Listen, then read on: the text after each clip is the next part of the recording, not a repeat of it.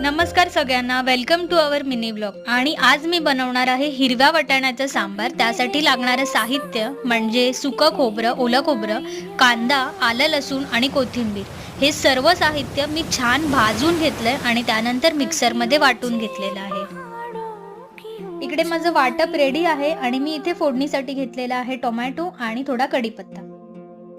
फोडणीसाठी इथे तेल गरम केलं आणि त्यामध्ये टाकली आहे राई, जिरं, टोमॅटो आणि कढीपत्ता आणि ते छान शिजवून घेतलंय. आणि त्यानंतर त्याच्यामध्ये जाणार आहे वाटलेला मसाला. आता टाकायचे चवीपुरतं मीठ आणि मसाले, हळद आणि आमचा मालवणी मसाला.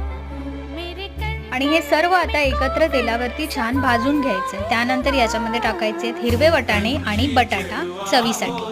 थोडं पाणी टाकून शिट्या काढल्या की आपला वाटाण्याचा सांबार रेडी. आणि अशा प्रकारे हा गरम गरम भाताबरोबर खूपच छान लागतो. तर तुम्ही सुद्धा नक्की करून बघा आणि मला